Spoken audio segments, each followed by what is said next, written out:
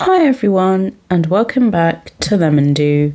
I'm Brie, and in today's episode, I'm going to be talking about journaling, and most importantly, how it helps with my mental health.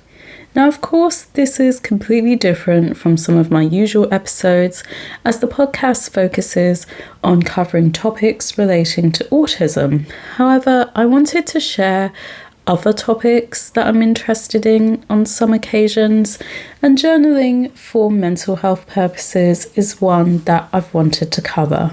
So without further ado, let's begin. So since 2017, during the midst of my university studies, I started journaling after going through a spout of clinical depression.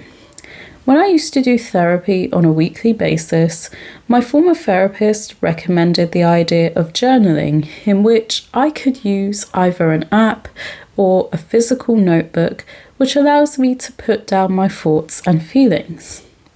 There are many journaling apps that I have actually tried over the past couple of years. The first one being Write-A-Day, which was the main journaling app that I used when I was a university student. This particular app allowed me to create short entries and, of course, write down 3 things that I'm thankful for, as well as 3 things that went well and things that could have gone even better throughout the day. As much as I liked using this app in the past, I found that it didn't really have an interface that I was comfortable with, because sometimes entries would be jumbled up or squished together, and it wasn't really something that I liked. Over the past few years, I've actually been trying to search for the perfect journaling app, which not only allows me to write as many entries as I want, but one that allows me to organize my entries and to even go as far as placing images in them, connecting them to several locations, and also having the opportunity to revisit entries. The following apps that I did try include Diaro, Day One, My Diary, Evernote, and a lot more. But as of last year, the main journaling app that I fell in love with was Journey. And this is, of course, the app that I use on a regular basis to write down detailed entries when I'm good and ready. Aside from writing detailed entries down, I also like to use Journey to jot down ideas for various things, like my podcast materials, so I have all of my notes and research prepared, stories for original characters, as of course I have found myself getting back into creative writing, self-reflection, which allows me to reflect on the past, present and future, and potential situations that could occur, views on various topics that I'm interested in, as of recently being my opinions on modern workplaces and my opinions and concerns regarding social media, and even more. There are instances where I do use templates if I'm stuck on what to write. So I've used a few templates where I've written down thoughts regarding finance in terms of what I plan to do in my financial journey in relation to building up savings and working on cutting down expenses. And one thing that I really enjoy about using this app is, aside from seeing the atlas to see which area my entries were written in, as well as various types of media like photos, videos, voice notes, etc., I have the ability to sync my journey journal across different devices. Now, this was one of the main features that I was looking for when I was trying to find the perfect journaling app. One where I could write on my tablet, my laptop, and even revisit journal entries on my watch. And Journey allows you to do all of this as long as you have a lifetime membership, which of course I purchased, considering that this app is quite useful. The best thing about syncing the entries is that you can find every single entry no matter what device it was written on. So if I wrote an entry on my phone, for example, I could easily go into my laptop to find my latest journal entry, and I could easily pick up from where I left off. Another thing I've noticed with this app is that I can even go as far as recording what I'm doing, and the app automatically records if you're stationary, eating, walking, etc.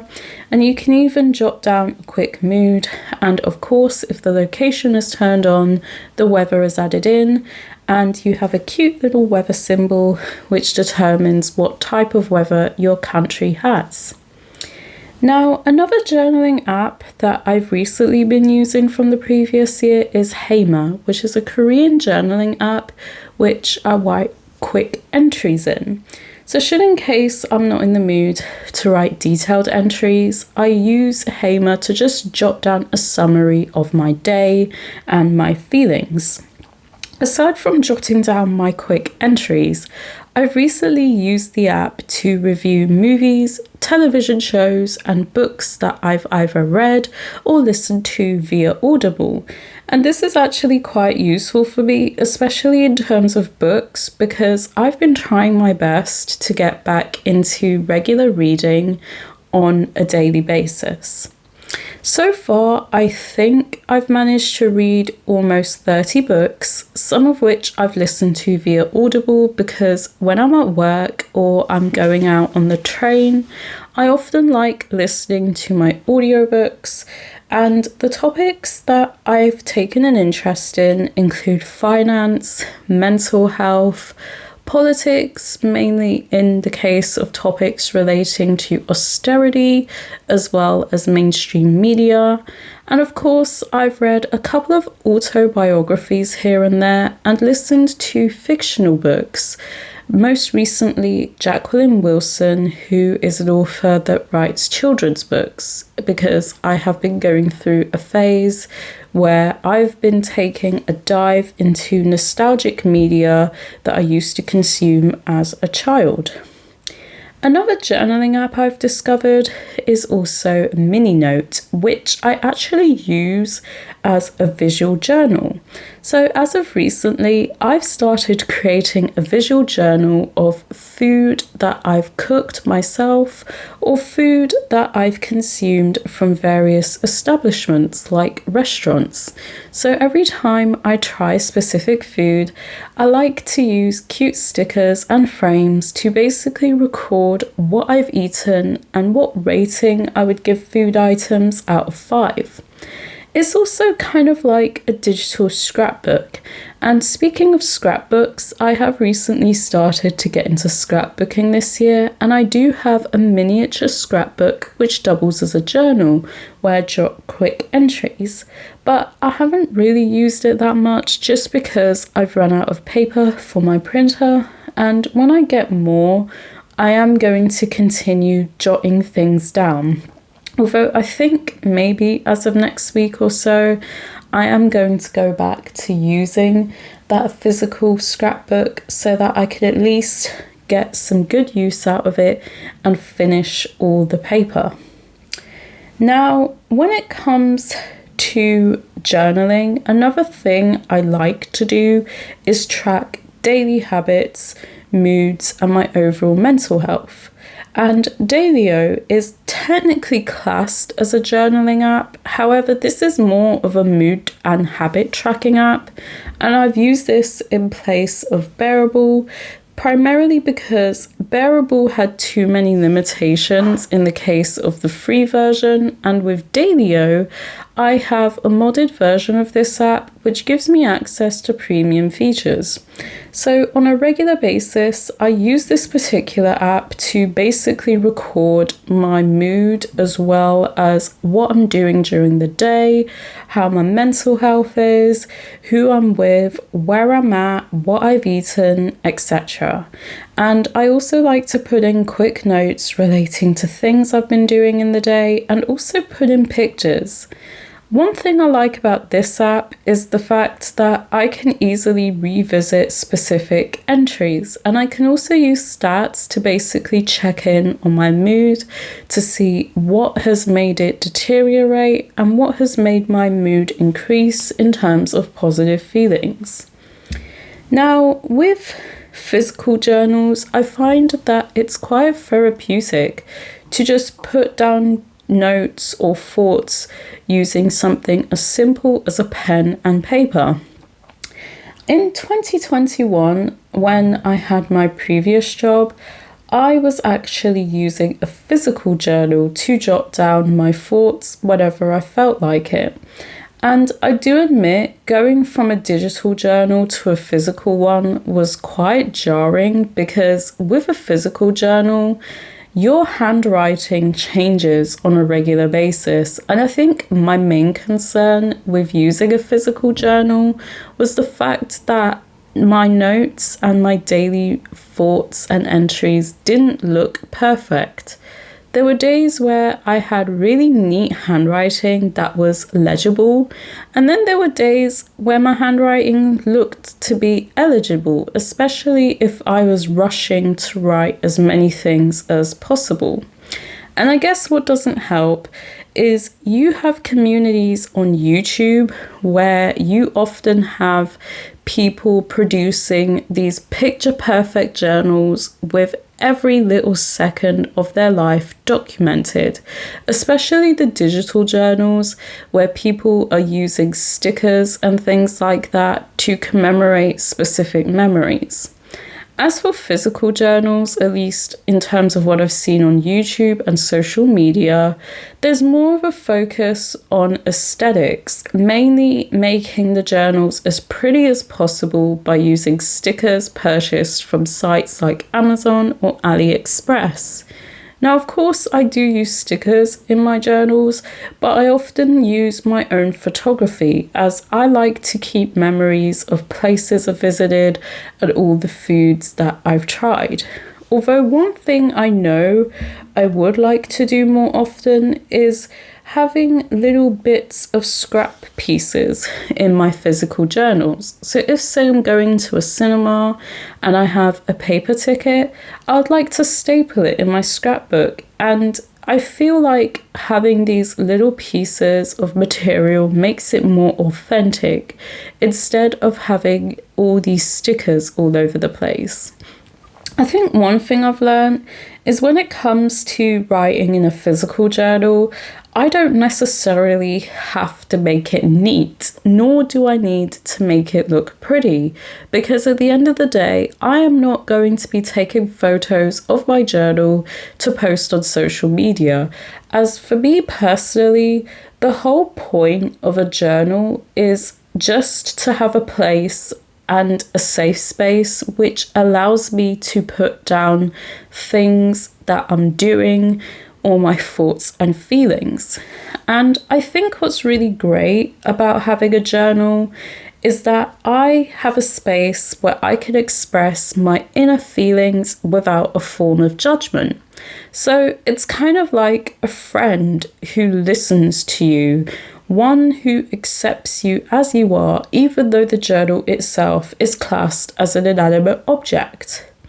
Another thing I've noticed as well is that I record voice journals using my phone.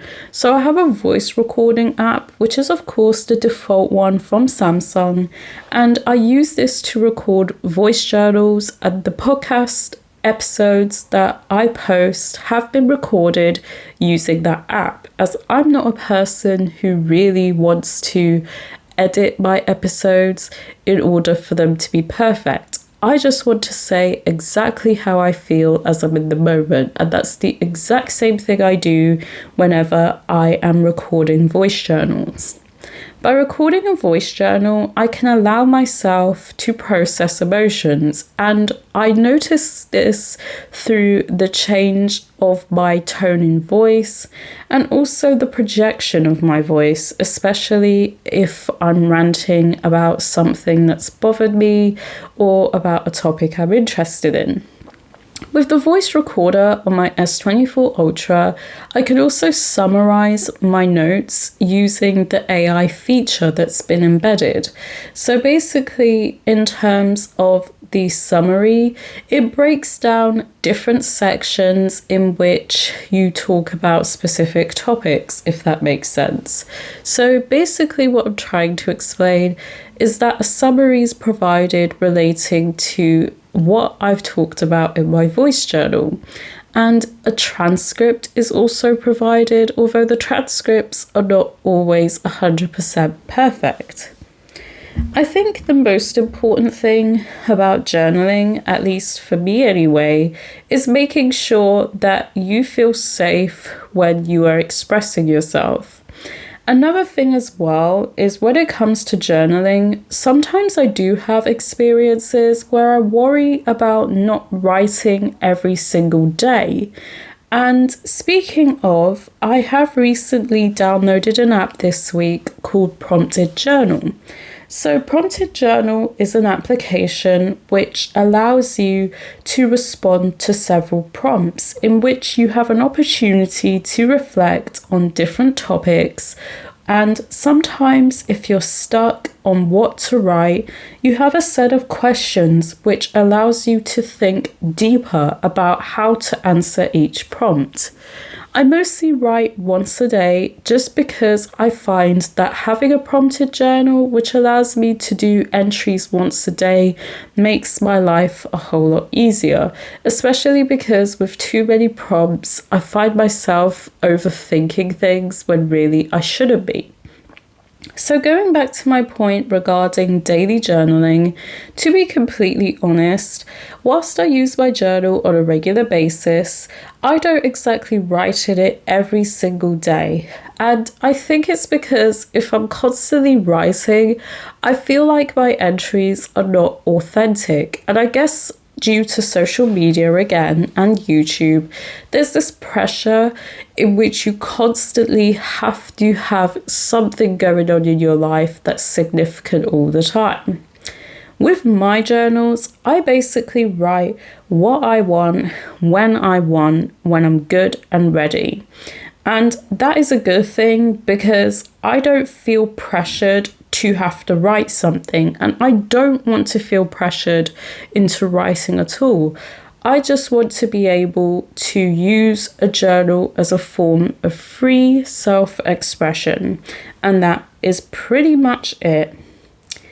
So before I end today's episode, I did want to talk a bit about bullet journaling, in which you plan your schedule as well as to-do lists and such for errands or various tasks that you need to complete.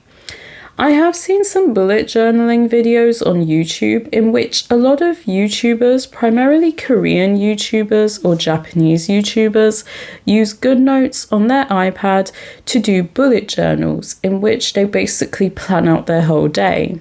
A part of me has considered this, but to be completely honest, I don't really think a bullet journal would be a good idea for me, just because, again, there would be that sense of pressure where I would have to write every single day, and I personally don't want to do that.